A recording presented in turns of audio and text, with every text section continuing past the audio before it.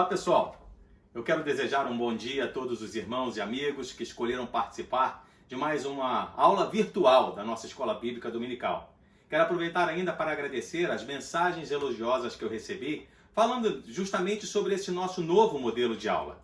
É claro que o nosso bate-papo é muito melhor em sala, onde eu posso ouvir as contribuições importantes dos irmãos sobre os temas que nós estamos discutindo, onde nós oramos juntos, nós sorrimos, nós nos emocionamos.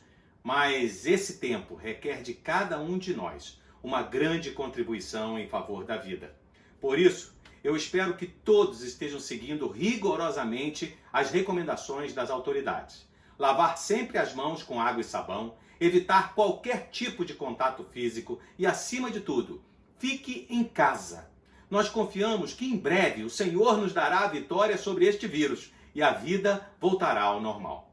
Mas enquanto isso não acontece, eu convido você a pegar a sua Bíblia, seu bloco de anotações e caneta, porque nós vamos começar mais uma aula. Encerrando esse primeiro trimestre, o nosso estudo hoje é sobre o livro de Cantares de Salomão, o último dos chamados livros poéticos da Bíblia. O livro de Cantares de Salomão, ele é também chamado de Cânticos de Salomão ou Cântico dos Cânticos. E é assim chamado porque provavelmente Salomão, apresentado já no primeiro versículo como autor do livro, o considerava o mais maravilhoso entre os 1005 cânticos que escreveu, como a Bíblia nos afirma em 1 Reis capítulo 4, verso 32, embora haja alguma discordância sobre isso entre os estudiosos. Tudo indica que Salomão escreveu esse poema quando ele era jovem. Acredita-se que o livro de Provérbios foi escrito em idade mais adulta e Eclesiastes já em sua velhice. E uma evidência é o tamanho do seu harém, a essa altura relativamente pequeno, 60 esposas e 80 concubinas, como ele mesmo menciona no capítulo 6. Olha o que ele diz: pode haver 60 rainhas e 80 concubinas e um número sem fim de virgens, mas ela é única, a minha pomba, minha mulher ideal. Cantares de Salomão é um poema, uma história de amor que explora os sentimentos, as esperanças, os medos e a paixão entre um homem e uma mulher. É uma celebração da sexualidade masculina e feminina e do prazer físico que a esposa tem no corpo do marido e vice-versa. Mas não se preocupe, não há nada de ilícito ou imoral nisso. Aliás, é justamente uma verdade defendida pelo texto. No plano de Deus, o prazer sexual tem um lugar especial e privilegiado no casamento. Nos parece claro que são 3 os personagens citados no poema: a noiva, identificada como a Sulamita, o noivo, Salomão, e um coro de mulheres do palácio chamada Filhas de Jerusalém. A maioria das traduções modernas da Bíblia insere títulos para que nós saibamos quem está falando, às vezes se referindo a esses personagens como a amada, o amado e as amigas. Os temas do livro de Cânticos, eles incluem o amor como um belo presente de Deus, a satisfação conjugal e os perigos do amor. Sim, o amor é prazeroso, mas pode também ser doloroso. Afinal, quem nunca sofreu por amor? Sendo uma poesia de amor que articula o belo relacionamento entre o homem e a mulher, os seus versos lembram ao povo de Deus que a intimidade sexual no casamento é um dom divino e deve ser valorizada e desfrutada. Ao longo do texto, o autor demonstra que a satisfação sexual só pode ser encontrada no relacionamento conjugal. Assim me parece, quando eu leio a declaração da noiva, quando diz: o meu amado é meu e eu sou dele, ele apacenta o seu rebanho entre os lírios. O livro não olha para o sexo apenas como meio de procriação. O que se diga de passagem nem mesmo é mencionado. O amor erótico expresso no livro é cheio de ternura, agradável e natural. Não é vergonhoso e nem humilhante. O casamento é sagrado na visão bíblica, porque foi instituído pelo próprio Deus. Por essa razão, o homem deixará pai e mãe e se unirá à sua mulher, e eles se tornarão uma só carne, como contido em Gênesis capítulo 2. Os amantes veem a si mesmos como seres iguais.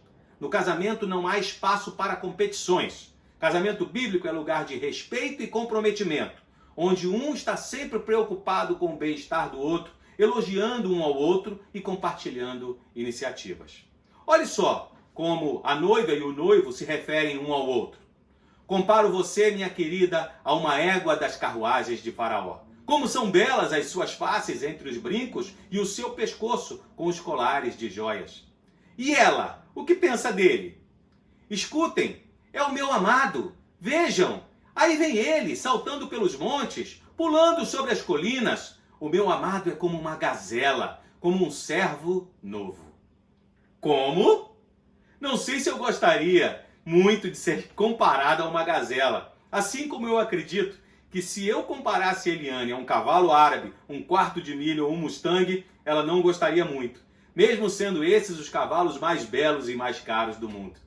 Mas a Sulamita entendeu perfeitamente a profundidade do elogio que lhe foi feito por Salomão. Porque naquela época, naquela cultura, expressões como essa faziam muito sentido. Eu quero abrir um espaço aqui para me dirigir aos casais que estão participando dessa aula e perguntar: que elogios você tem feito ao seu companheiro e à sua companheira? Como vocês se referem um ao outro? De que maneiras vocês demonstram amor uns pelos outros dentro de casa? Existe um autor, Dr. Gary Chapman, ele diz em um dos seus livros mais famosos, As 5 Linguagens do Amor, que de um modo geral, o amor pode ser demonstrado através de 5 maneiras: toque físico, presença, palavras de afirmação, presentes e atos de serviço. Cada um de nós tem uma sensibilidade diferente, um jeito diferente de sentir emoções. O grande desafio é olhar para o outro e descobrir que linguagem devo usar para comunicar o meu amor do jeito certo. Em minha casa, por exemplo, Eliane gosta muito de receber presentes e mais ainda de atos de serviço. Ela se sente amada e valorizada quando eu estou disponível para ajudá-la em alguma tarefa. Por outro lado, eu preciso de toque físico e palavras de afirmação para me sentir amado. Agora veja bem, se você ama, mas usa a linguagem errada para comunicar o seu amor, então você não está comunicando nada. Ah, maridos, que pena que nós não estamos em sala de aula para eu olhar nos olhos das suas esposas agora. E vocês que estão aí namorando, já pensando em casar, prestem bastante atenção. Se ele ou ela não aprenderem agora, não irão aprender depois. E vocês, esposas, deixo o nosso pedido. Nos ajudem a entendê-las. Nós realmente temos dificuldades para enxergar o óbvio. Por isso, nos ajudem. Falem conosco sobre os seus sentimentos. Nós também queremos acertar. Mas o que mais nós podemos aprender com Cantares? Esse livro nos mostra ainda, como nós já dissemos, que o amor é prazeroso, mas pode ser doloroso. Existem riscos no amor. A alegria do relacionamento é nota dominante no poema, mas nós somos advertidos de que o amor é uma escolha poderosa e que pode trazer desapontamentos. Veja só o que diz o verso 6 do capítulo 8. Ponha-me como um selo sobre o seu coração, como um selo sobre o seu braço, pois o amor é tão forte quanto a morte, e o ciúme é tão inflexível quanto a sepultura. Suas brasas são fogo ardente, são labaredas do Senhor. Eu acho que justamente por saber disso, a Sulamita ela é insistente. E diz assim: mulheres de Jerusalém, eu as faço jurar pelas gazelas e pelas corças do campo. Não despertem, nem provoquem o amor, enquanto ele não o quiser. Capítulo 2, verso 7. 3 vezes ela faz esse mesmo alerta. Penso que quantas esposas hoje gostariam de ter ouvido este conselho na juventude. Por isso, tenha calma. Estudamos recentemente o livro de Provérbios e vimos que na nossa vida tudo tem um tempo certo para acontecer. Por isso, jovens, não tentem apressar esse tempo. Continuem a depositar a sua confiança no Senhor. Mas afinal de contas, por que essa história de amor foi incluída entre os livros da Bíblia e como nós devemos interpretá-la? Bem, ao longo dos anos, tanto judeus como cristãos têm visto nesse poema significados mais profundos. Os judeus o liam na Páscoa, como uma alegoria que se referia ao Êxodo, quando Deus tomou Israel para si como uma noiva. Os textos de Ezequiel, capítulo 16 e 23, além de Jeremias e Oséias, falam sobre esse relacionamento entre Israel e Deus. Os cristãos geralmente o consideram como um cântico sobre Cristo e a Igreja, que no Novo Testamento é chamada a noiva de Cristo, interpretação que apresenta o casamento como uma ilustração entre o relacionamento entre Cristo e sua Igreja. Talvez você esteja se questionando: como poderia um homem que tinha um harém, 700 esposas e 300 concubinas, ter por uma delas um amor que merecesse ser o retrato do amor de Cristo pela igreja? Veja bem, embora a lei de Deus fosse contrária desde o princípio à poligamia, como Jesus mesmo afirmou em Mateus capítulo 19, parece que no Antigo Testamento, de alguma forma, Deus consentiu com esse costume. Ter muitas esposas, segundo o Manual Bíblico de Halley, além de ser uma prerrogativa do rei, era também símbolo da sua condição social, da condição social da realeza. Por isso, os reis tinham muitas esposas. Sendo assim, a minha sugestão: não fique procurando significados ocultos embaixo da superfície do texto. Levando em consideração que o Cântico dos Cânticos celebra o amor conjugal, aprenda tudo o que puder de suas passagens, evitando a tentação de fazer uma leitura excessivamente crítica do texto, tomando como base pontos de vista de uma cultura ocidental pós-moderna. E por falar em pós-modernidade, eu não poderia deixar de afirmar que o Cântico dos Cânticos nos lembra que o amor sexual é uma relação especial, íntima, boa, linda, quando protegida no casamento, como Deus o criou. Vejam que não há nenhuma menção de atividade sexual até a consumação do casamento no capítulo 4. Olha o que Salomão diz: você é um jardim fechado, minha irmã, minha noiva. Você é uma nascente fechada, uma fonte selada. Ele está falando da virgindade da sua noiva, que só depois do casamento o convida a desfrutar de sua intimidade. Olhe agora a resposta dela: acorde, vento norte, venha, vento sul, sopre em meu jardim para que a sua fragrância se espalhe ao seu redor. Que o meu amado entre em seu jardim e saboreie os seus deliciosos frutos. Há muito mais nesse livro, inclusive dificuldades, problemas no casamento e buscas de reconciliação. Mas uma das mensagens mais importantes para o nosso dia é uma perspectiva saudável da relação conjugal. Portanto, nós devemos observar o que nos ensina o autor da carta aos Hebreus: que o casamento seja respeitado por todos e que os maridos e as esposas sejam fiéis um ao outro. Deus julgará os imorais e os que cometem adultério. Acredito que o grande afeto que Salomão tinha por essa belíssima moça parece ter sido genuíno e inspirador. Então, se você é casado ou pretende se casar, faça como nós fizemos até agora. Procure princípios no livro que são aplicáveis aos nossos relacionamentos conjugais.